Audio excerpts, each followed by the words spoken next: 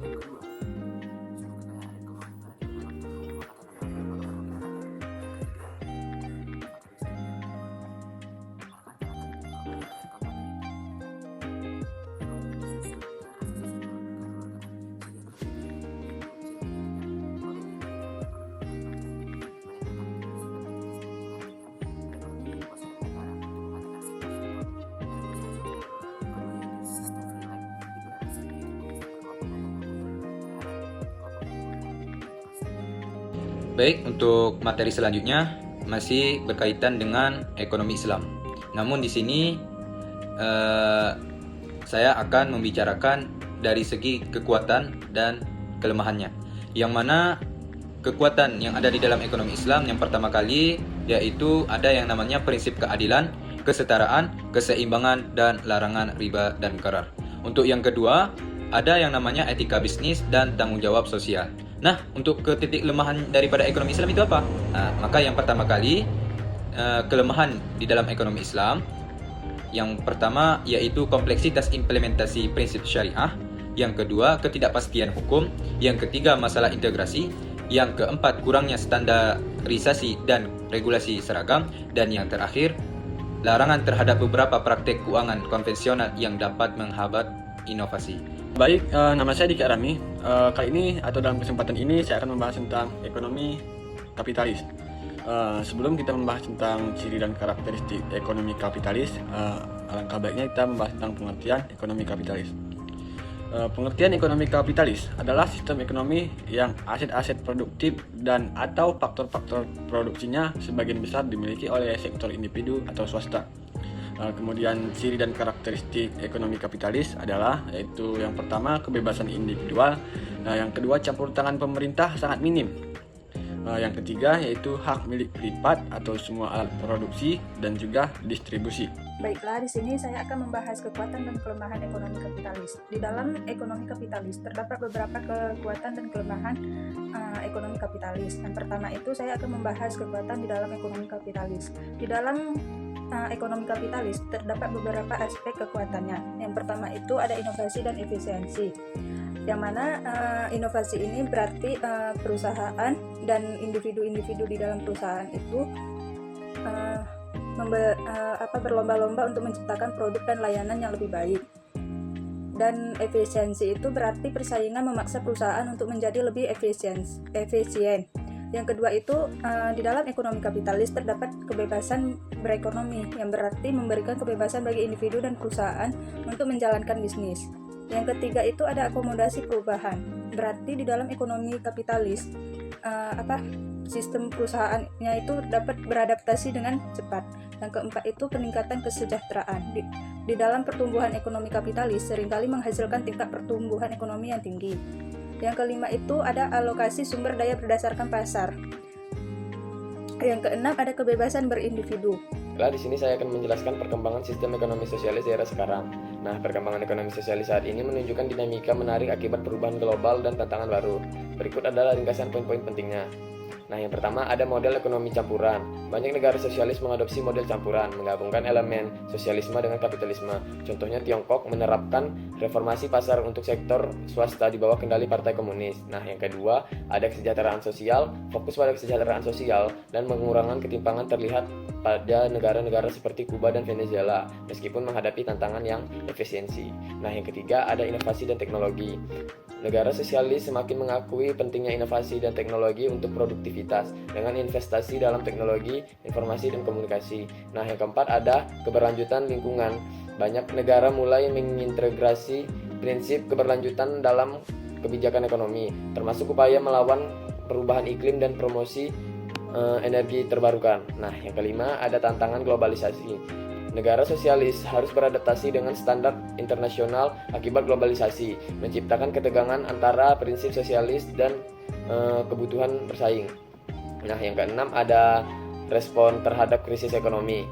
Krisis global seperti pandemi COVID-19 yang terjadi pada 2020 memaksa evaluasi kebijakan ekonomi dengan langkah-langkah darurat untuk melindungi rakyat. Nah, yang ketujuh ada perdebatan ideologis. Terhadap perdebatan tentang relevansi sosialisme modern dengan beberapa pendukung adaptasi dan yang lain mempertahankan prinsip tradisional. Nah, secara keseluruhan, perkembangan ekonomi sosialis mencerminkan upaya menyeimbangkan tujuan sosial dan kebutuhan ekonomi dalam konteks global yang berubah.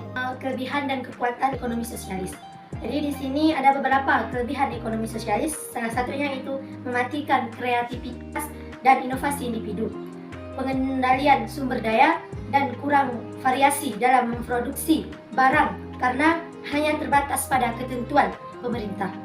Dan adapun beberapa kekuatan ekonomi sosialis yaitu keseimbangan sosial, pengendalian sumber daya, dan perencanaan terpusat.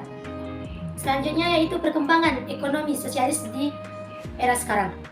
Jadi perkembangan ekonomi sosialis di era sekarang menunjukkan berbagai dinamika yang menarik, terutama dengan adanya perubahan global dan tantangan baru yang dihadapi oleh negara-negara yang menerapkan sistem ekonomi ini.